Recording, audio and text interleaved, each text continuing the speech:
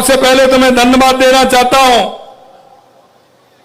विप्र फाउंडेशन को कि उन्होंने एक अच्छा परशुराम ज्ञानपीठ बना करके तैयार किया, क्योंकि आवश्यकता है हमारे उन युवाओं को जिनके मन में कुछ करने की होती है, लेकिन कई समस्या इस तरह की होती है, घर की परिस्थिति होती है, परिवार आर्थिक परिस्थितियों से जूझा हुआ होता है, वो जिस लक्ष्य को हासिल करना चाहते हैं वो उस लक्ष्य को हासिल नहीं कर पाते।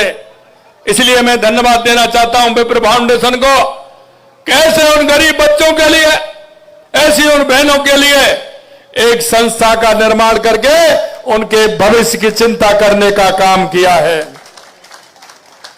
क्योंकि भगवान परशुराम सिखाते हैं कि सत्य, न्याय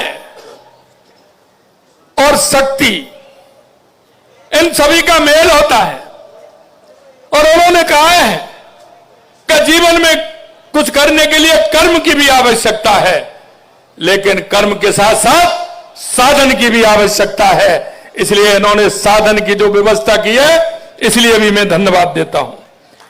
यह हमारा ज्ञानपीठ ज्ञान का और संस्कार का नया केंद्र भी बनेगा, क्योंकि आज जो हमारा देश है वो हमारे संस्कृति और विचार से चलता है। ये हमारी जो संस्कृति है दुनिया में सबसे अलग संस्कृति है। हमारे ऋषियों ने, मुनियों ने, महंतों ने जो हमें सिखाया है, हमारी जो कला है ये हमसे नहीं है। लोग कहते हैं कि हमने अभी, वैज्ञानिकों ने अभी तलाशने का काम किया है, लेकिन मैं आपको बताना चाहता हूं, किसी क्षेत्र में चले जाइए, हमारे ऋषि और मुनियों ने पहले से ही निर्धारित किया हुआ है। ये हमारी संस्कृति पूरी तरह से उसको काम को लेकर के जो चलती है, उसकी आवश्यकता है कि हम उसको आगे बढ़ाने का काम करें। मेरे भाई और बहनों, मैं एक बात और आपसे कहना चाहता हूं, आज का दिन अच्छा दिन है, जो एक अच्छे काम की शुरुआत हुई है। अभी मेरे से सुशील जी कह रहे थे, मैंने कहा हमने कहा है कि राजस्थान का कोई भी वर्ग होगा, कोई भी ऐसा व्यक्ति होगा जो अंतिम पायदान पर खड़ा होगा, हमारी सरकार उसके लिए कटिबद्ध है कि उसको आगे बढ़ाने के लिए और उसको आगे पहुंचाने के लिए। मैं आपसे इतना और कहना चाहता हूं कि आप समाज के वो लोग हैं जो सबको साथ लेकर के चलने वाले हैं, और मैं आपसे यही कहना चाहता हूं, हमारे ऋषियों ने, मुनियों ने, संतों ने, महंतों ने जो छाप छोड़ी है, उन्होंने अपना जो कर्म किया है, और कर्म यह किया है कि जो गरीब है, असहाय है, उसको सहारा देने का काम किया है। मैं आपसे यही कहना चाहता हूं, ऐसे लोगों को आगे बढ़ाएं, हम समाज के अंदर ऐसे लोगों को देखें, हम ऐसे लोगों की छटनी करें, उनको हम क्या लाभ दे सकते हैं, और ये करते हुए ऐसे संसाधनों का प्रयोग भी करें। मैं एक बात और आपसे कहूंगा कि आज भगवान परशुराम की कृपा से Parashuram Gyanpeeth centre of excellence एवं रिसर्च का शुभारंभ हो रहा है। इसमें आपका योगदान क्या है, हम हर व्यक्ति का योगदान उसमें क्या है, इसकी भी हमें चर्चा करनी चाहिए कि हम उसका योगदान देते हुए इसे और आगे कैसे बढ़ा सकते हैं। हम छोटे स्थानों पर इसका निर्माण कैसे कर सकते हैं। क्या कोई व्यक्ति आपको ऐसा नजर नहीं आता मेरे गांव में, मेरी ढाणी में, मेरे मोहल्ले में, जिसको आवश्यकता है, और आपके थोड़े से प्यार से, थोड़े से दुलार से, थोड़े से सहयोग से जो वो मन में चाहता है वो बन करके दिखा सकता है, उसका सहयोग करने की आवश्यकता है। हमें आवश्यकता है हमारे सनातन संस्कृति, वैदिक ज्ञान का संवर्धन करने की, और अगर उसका हम संवर्धन करेंगे तो आगे आने वाली पीढ़ी ये निश्चित रूप से उसका लाभ लेगी। और मैं एक और कहना चाहता हूं, आज दुनिया में कहीं भी चले जाइए, कोई भी धर्म हो, लेकिन सनातन धर्म जो जिस बात को कहता है, और सनातन धर्म और संस्कृति है, वो दुनिया के लोग भी भारत आकर के उसका ज्ञान लेने लगे। इसलिए मैं यही कहना चाहता हूं कि हमारी जो सनातन संस्कृति है, इसको आगे बढ़ाने का काम भी हमें करना है। संस्कार सेवा की त्रिवेणी है, इसे समाज को दिशा देने का काम भी करना है, और इसके साथ साथ सबका साथ। देश के यशस्वी प्रधानमंत्री नरेंद्र मोदी जी कहते हैं सबका साथ, सबका विकास, सबका विश्वास और सभी का प्रयास होना चाहिए, जिससे कि हमारे देश को, हमारे प्रदेश को, हमारे जिले को, हमारे गांव को हम आगे बढ़ा सकें। हमारी दृढ़ता होनी चाहिए। सनातन धर्म उसका उचित गौरवपूर्ण स्थान दिलाने का कार्य पूरी निष्ठा के साथ हमें करना चाहिए। सनातन धर्म की रक्षा, संरक्षण, संवर्धन सदैव समर्पित होता है। भाइयों बहनों, आज मैं आपको यह भी बताना चाहता हूं कि आप सभी लोग, क्योंकि पंडित दीनदयाल उपाध्याय जी कहते हैं कि अंतिम पायदान पर जो व्यक्ति खड़ा है उसको आगे हम कैसे ला सकते हैं, समाज का वो व्यक्ति जिसको आवश्यकता है उसको कैसे आगे ला सकते हैं। उन्होंने एक निर्धारण किया है, एकात्म मानववाद। एकात्म मानववाद को जो लेकर के चले हैं, उन्होंने कहा कि जो हमारा समाज है वो हमारे शरीर रूपी समाज है। कभी कभी आप देखते हैं हमेशा यह होता है कि समाज के अंतिम पायदान पर जो व्यक्ति बैठा है उसको कैसे आगे लाना है। यह हमारी संरचना हमारे शरीर के आधार जैसी है।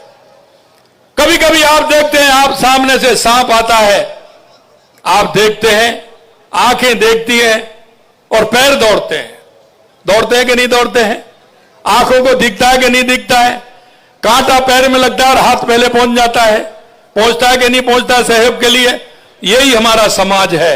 हमें दिखना चाहिए कि समाज में ऐसा कौन सा व्यक्ति है जिसको हमें सहयोग करना है, जिसको हमें आगे ले जाना है। यह शरीर रूपी संरचना, यह समाज रूपी संरचना भी है, इसका भी हमें ध्यान रखना है।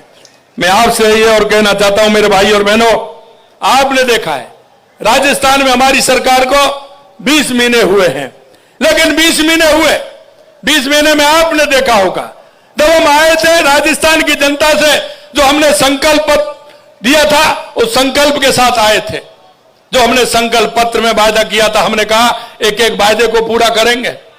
अभी सुशील जी कह रहे थे कि आपने इतने बेरोजगारों को नौकरी देने का काम किया। मैं आपसे एक ही बात कहना चाहता हूं मेरे भाई और बहनों, हमने जब राजस्थान की जब हमारी सरकार आई थी, हमने नक्शा बनाया था, हमने ये बनाया, सोचा था, हमारे मंत्रिमंडल ने सबने सोचा, हमारे पार्टी के वरिष्ठों ने सोचा कि हमें क्या करना चाहिए, राजस्थान का विकास कैसे संभव है। सबसे पहले हमें आवश्यकता थी, राजस्थान के लिए पानी की आवश्यकता सबसे महत्वपूर्ण लगी, क्योंकि राजस्थान में हमेशा अगर कमी रहती है तो वो पानी की रहती है। हमारे ऐसे कई लोग हैं जो मेरे को, जब मैं गुजरात जाता हूं, महाराष्ट्र जाता हूं, तेलंगाना जाता हूं, बंगाल जाता हूं, तो मेरे को लगता है वो लोग जो यहां से छोड़ करके गए वो कहीं ना कहीं किसी पीड़ा से छोड़ करके गए। उनको कहीं पानी की व्यवस्था नहीं थी। राजस्थान में बारिश कम होती थी। हमने कहा सबसे पहले हम पानी के क्षेत्र में काम करेंगे, और आपने देखा लगातार हमारी ईआरसीपी की योजना हो, हमारा यमुना समझौता हो, चाहे हमारा इंदिरा गांधी गंगा नहर के लिए हमने 4,500 करोड़ रुपए दिया हो, चाहे हमारी देवास स्कीम है, उदयपुर की जो आधा पानी हमारा अरब सागर की तरफ जाता था, आधा पानी हमारा हिंद महासागर की तरफ आता था, आधा काम आ जाता था, आधा काम नहीं आता था, उसमें भी हमने काम प्रारंभ किया। टनल और एनीकट बना करके उस पानी को भी लेने का हम काम कर रहे हैं। माई डैम की हमारी परियोजना हो, राणा प्रताप सागर से ब्राह्मणी की नदी से हमारा पानी हमें बीसलपुर में लाना हो, इन सारे विषयों को लेकर के काम किया। और मैं धन्यवाद देना चाहता हूं आपके माध्यम से उन सभी प्रवासी राजस्थानी भाइयों को कि उन्होंने अभी दिल खोल के काम किया और उन्होंने सहयोग देने का वायदा किया। उन्होंने कहा राजस्थान के 40,000 गांव हैं, 40,000 गांव में हम वाटर हार्वेस्टिंग के ट्यूबवेल लगाएंगे जिससे पानी वेस्ट नहीं जाए। और उन्होंने मेरे भाई और बहनों 40,000 गांव में पूरा वाटर ट्यूबवेल लगाने की बात कही है। 1.5 लाख से ऊपर वो लगाने वाले हैं। उन्होंने काम प्रारंभ कर दिया, सरकार से कोई सहयोग नहीं लिया, उन्होंने अपनी मशीन खरीदी और 6,500 ट्यूबवेल लगा करके अब तक उन्होंने दे दिए। ये उन भाइयों का है जो कर्म भूमि से अपनी मातृभूमि के अंदर काम कर रहे हैं। जब भी मैं जाता हूं कहीं देश के विभिन्न प्रदेशों में जाता हूं तो वो मिलते हैं। कई देशों में जाने का भी मौका मिला है तो वहां भी हमारे प्रवासी भाई मिलते हैं और वे मन खोल करके कहते हैं कि हम राजस्थान के अंदर काम करना चाहते हैं। दूसरा हमारा काम था बिजली के लिए, लगातार हमने बिजली के लिए प्रयास किया है और मैं आपसे कहना चाहता हूं, मैंने कहा है किसान भाइयों को कि 2027 तक हम दिन में बिजली देने का काम करेंगे और आज भी आपके साथ वादा करता हूं, किसान हमारा अन्नदाता नहीं बिजली दाता भी बनेगा। हमारा प्रदेश बिजली खरीदने वाला नहीं बिजली बेचने वाला प्रदेश बनेगा, यह मैं आपको विश्वास दिलाता हूं। लगातार हमारे काम हो रहे हैं। देश के यशस्वी प्रधानमंत्री नरेंद्र मोदी जी के नेतृत्व में जिस काम के लिए हम कहते हैं राजस्थान के लिए, निश्चित रूप से वो तैयार रहते हैं, हर काम के लिए वो तैयार रहते हैं और कहते हैं कि करिए आप, और लगातार हम काम कर रहे हैं। एक बात और मैं आपसे कहना चाहता हूं, अगर हम उद्योग के क्षेत्र में बात करें, मेरे से कहा था मेरे साथियों ने, कई लोगों ने कहा, अधिकारियों ने भी कहा कि आप पहले साल में राजस्थान कर रहे हैं, लोग तो सरकार के अंतिम साल में करते थे। मैंने कहा हमारी काम करने की इच्छा है इसलिए पहली साल कर रहे हैं। और आपने देखा 35 लाख करोड़ रुपए के एमओयू हमारे हुए हैं, 3 लाख करोड़ रुपए से ऊपर के नीचे आ गए, जब धरती पर आ गए, जमीन पर आ गए, आने वाले इसी महीने में और आ जाएंगे। माननीय प्रधानमंत्री जी इस महीने आने वाले हैं, उसमें स्पष्ट हो जाएगा कि अब तक हमने कितने कर दिए, वो भी उसमें आ जाएंगे, जिससे हमारे युवाओं को रोजगार मिले। तीसरा हमने कहा था कि हम हमारे युवाओं को 5 साल में 4 लाख नौकरी देंगे। मेरे भाई और बहनों, मैं कहना चाहता हूं आपसे, आपने देख लिया, क्योंकि पिछला बजट हमारा जुलाई के अंदर आया था और यह घोषणा मैंने जुलाई में की थी कि इस साल 1 लाख नौकरी देंगे। अब भाई अगस्त सितंबर आया है, सितंबर प्रारंभ हुआ है, 75,000 दे दी, इस महीने और आ जाएंगे, चिंता मत करिए। हमने कहा 1 साल में 1 लाख, तो 1 लाख देने का वायदा किया, 1 लाख नौकरी देंगे। मैं आपसे यह भी कहना चाहता हूं मेरे भाई और बहनों, हमने कहा कि 5 साल में 4 लाख नौकरी देंगे तो देंगे, इसमें कोई हिचक करने की आवश्यकता इसलिए नहीं है क्योंकि मैं मेरे युवा भाई बहनों से कहता हूं आप आगे आइए, पढ़िए, मेहनत करिए, हमने जो वायदा किया उसको पूरा करेंगे। मेरे भाई और बहनों, मैं इतना भी आपसे कहूंगा कि हमने ये भी कहा था युवाओं से, क्योंकि पहले 5 वर्ष में पेपर लीक होते थे, पिता कहता था बेटे से कि मेरे को क्या फायदा है, आपका नंबर नहीं आता है। पिता कहता था बेटे से और बेटा कहता था, उसको विश्वास दिलाता था, पिताजी चिंता मत करिए, अब की बार और पढ़ा दीजिए, अब की बार और पढ़ा दीजिए, मैं नंबर लेकर के आऊंगा। पिताजी भी विश्वास करते थे और बेटा भी विश्वास दिलाता था। लेकिन जब पेपर रिजल्ट आता था तो पेपर लीक हो जाता था, पिता भी रोते थे और पुत्र भी रोता था कि मैंने इतनी मेहनत की, मेरा नंबर नहीं आया। मैं आपको विश्वास दिलाता हूं, जो कहा है कि एक भी पेपर लीक नहीं होगा और जो पेपर लीक से जो दंश झेला है युवाओं ने, उसको किसी भी कीमत पर बख्शा नहीं जाएगा। ये हमने कहा है और ये करके भी हम दिखाएंगे। मेरे भाई और बहनों, मैं आपसे इतना ही कहना चाहता हूं, आप सभी अपने अपने क्षेत्र में बहुत अच्छा काम करते हैं, समाज आप पर भरोसा करता है और भरोसा करता है, आप नेतृत्व करते हैं। मैं आपसे इतना ही कहना चाहता हूं कि जो हमारे सामाजिक सरोकार के कार्य हैं उनको आप करिए। देश के यशस्वी प्रधानमंत्री नरेंद्र मोदी जी के नेतृत्व में हम राजनीति के कार्य भी करते हैं, लेकिन सामाजिक कार्यों की प्रायोरिटी भी हमारी है। आपने देखा था जब देश के यशस्वी प्रधानमंत्री नरेंद्र मोदी जी ने स्वच्छता का विजन लाल किले से उठाया था तो कई लोग हंसते थे, यह क्या कार्यक्रम लिया है, लेकिन स्वच्छता का डंका आज पूरे देश के अंदर गूंज रहा है और स्वच्छता से, अगर स्वच्छता होगी तो स्वस्थ भी रहेंगे। दूसरा विजन उन्होंने लिया था, बेटी बचाओ बेटी पढ़ाओ का नारा उन्होंने दिया था। हमारे समाज के अंदर लिंग अनुपात में कितनी कमी आ गई थी, समाज में कुरीतियां उससे आती हैं, समाज में बेमनस्ता पैदा होती है, लेकिन वहां से नारा लगा और बेटी बचाओ बेटी पढ़ाओ पर भी काम किया तो समाज में आज संतुलन आने लगा, लगभग बराबर का संतुलन आ गया। ये देश के यशस्वी प्रधानमंत्री नरेंद्र मोदी जी ने किया। एक बात जरूर मैं आपसे और कहना चाहूंगा, वो हमें आप भी मिसाल बनना है। उन्हें पर्यावरण के क्षेत्र में एक पेड़ मां के नाम ये अभियान चलाया। आज हम कह सकते हैं हमारे वन मंत्री जी बैठे हैं। पिछली बार हमने 7 करोड़ पौधे लगाने का लक्ष्य लिया था, हमने 7 करोड़ 55 लाख पौधे लगाए थे और इस बार हमने 10 करोड़ पौधे लगाने का संकल्प लिया। हम 11 करोड़ पौधे से 11 करोड़ 25 लाख पौधे हमने लगाए हैं, क्योंकि हम पर्यावरण का ध्यान रखते हैं। यह आवश्यक है, यह आवश्यक है पर्यावरण।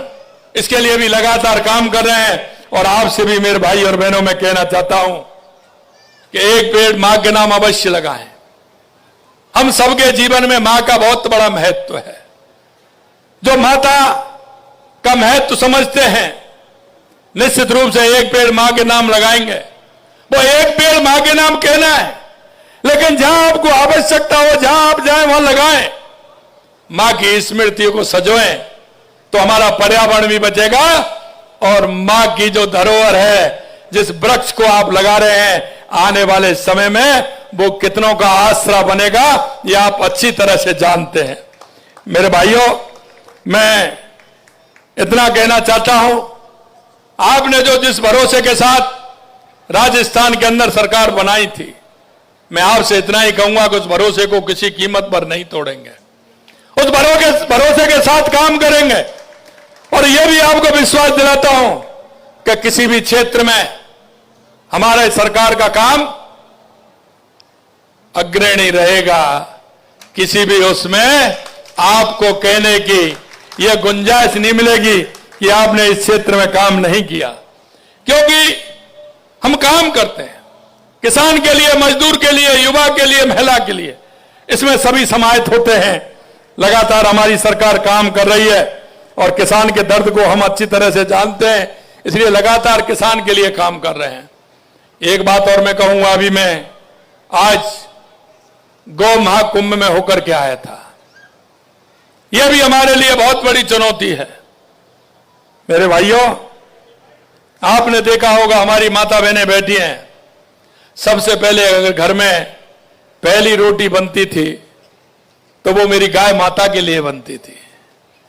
पहली रोटी बनती थी गाय माता के लिए बनती थी, लेकिन अब धीरे धीरे वो छूट रहा है। मैं आपसे कहना चाहता हूं, पहले तो रोटी बनती थी, लेकिन कहीं ना कहीं किसी गाय को पालने का, गौशाला में सहयोग करने का काम हम सबको, आपको करना चाहिए। हमारी सरकार लगातार काम कर रही है। आपने देखा हो गौशालाओं के लिए, जब हमसे कहा कि आपको गौशालाओं के लिए अनुदान बढ़ाना है, हमने 34 रुपए से सीधा 50 रुपए किया, जिससे हमारी गौशाला में हमारी गांव का ठीक प्रकार से उनका पेट भर सके। बच्चे के लिए जो 17 रुपए था उसको करके हमने 25 रुपए किया, जिससे उसके बच्चे का भी पेट भर सके। मैं आपसे इन सामाजिक सरोकार के जो हमारे काम हैं इनको करने के लिए आपको आग्रह करता हूं, और वो इसलिए कर रहा हूं कि आप जो करते हैं लोग आपको देखते हैं, और जब लोग देखते हैं तो उनका मन मानस बदलता है, वो भी करते हैं। इसलिए आपसे आह्वान करना चाहता हूं। अंत में एक बात मैं कहूंगा आपसे, कभी कभी दिए तले अंधेरा होता है, और दिए तले अंधेरा यह होता है कि हमारी आवश्यकताओं के कारण भागम भाग की जिंदगी में हम कुछ देख नहीं पाते। लेकिन एक बात जरूर आपको देखनी होगी, जो मैंने कहा कि आपके गांव में, आपके पड़ोस में, आपके मोहल्ले में, आपके अपार्टमेंट में कोई भी ऐसा व्यक्ति रहता है जिसको आवश्यकता है केंद्र और राज्य की सरकार की स्कीम की, तो उसको लाभ दिलाना है। कहां मेरी बूढ़ी मां बिना दवाई के परेशान हो रही है, कहां मेरी वो दिव्यांग बहन जिसको आवश्यकता है काम की, कहां मेरा ऐसा बेरोजगार भाई जो पढ़ लिख करके बैठा है। क्योंकि हम ये भी कहते हैं कि स्किल डेवलपमेंट के माध्यम से, विश्वकर्मा योजना के माध्यम से हम निजी क्षेत्र में नौकरी देने का काम करेंगे। हमने कई योजनाएं इस तरह की निकाली हैं क्योंकि प्रधानमंत्री स्वयं निधि योजना, मुख्यमंत्री स्वयं निधि योजना, इनके माध्यम से उसका कैसे सहारा बने। हम अगर उनको देखेंगे और उनका कोई भी योजना से उसको जोड़ने का काम करेंगे तो जीवन भर वो आपके गुण गाएगा। लेकिन हमें क्या होता है कि हम पहली जो हमारी संस्कृति थी, आपने देखा था, परिवार में 4 भाई, 5 भाई, 6 भाई होते थे। उन भाइयों में कोई भी कमजोर भी होता था, लेकिन वो भाई आराम से चल जाता था क्योंकि सामूहिक परिवार था, उसको किसी तरह की चिंता नहीं होती थी। 4 भाई उसका सहयोग करते थे। लेकिन अब आज के समय में कुछ बातें ऐसी हैं, मैं आपसे इतना ही कहना चाहता हूं, इतना ही इशारा देना चाहता हूं कि आज सिर्फ हमें हमारा परिवार, हम दो, हमारे दो दिखते हैं। अरे इससे बाहर निकलिए मेरे भाइयों। समाज के जो ऐसे कार्य हैं जिनमें हम सहयोग कर सकते हैं, अब ये ज्ञान केंद्र हमारा बना है, ये ऐसे ही थोड़ी बना है, ये आप जैसे लोगों के सहयोग से ही बना है। हम इस तरह के सहयोग करें, सहयोग करते हुए हम समाज के अंतिम पायदान पर खड़े हुए व्यक्ति को आगे लाने का काम करें, उनको सहयोग करके हम उनके ऊंचा उठाने का काम करें। केंद्र और राज्य सरकार की योजनाओं का उनको लाभ कैसे मिले, इसे हम लेकर के जाएं, ताकि क्योंकि आने वाले समय में चुनौतियां हैं। चुनौतियां यह है कि दुनिया के अंदर भारत अर्थव्यवस्था में 12वें पायदान पर था, 11वें पायदान पर आया, पहले फिर 5वें पायदान पर आया देश के यशस्वी प्रधानमंत्री नरेंद्र मोदी जी के नेतृत्व में, और अब 14वें पायदान पर आ गया और तीसरे पायदान पर आने के लिए बिल्कुल पूरी तरह से तैयार है। हमने दुनिया में भी डंका बजाना है। मैं विशेषकर युवाओं से कहता हूं, स्वामी विवेकानंद जी ने कहा था, उठो जागो और इस देश दुनिया पर छा जाओ, और 21वीं सदी भारत की होगी। उस नरेंद्र ने कहा था, इस नरेंद्र ने करके दिखाया है। और आपके माध्यम से मैं इतना भी कहना चाहता हूं, आप सब लोगों का सहयोग रहेगा, आपका समर्पण रहेगा, तो आने वाले समय में राजस्थान भी विकसित होगा, भारत भी विकसित होगा, हमारा जिला भी विकसित होगा, हमारा गांव भी विकसित होगा, और हमारा दुनिया में डंका बजाने का काम देश के यशस्वी प्रधानमंत्री नरेंद्र मोदी जी करेंगे।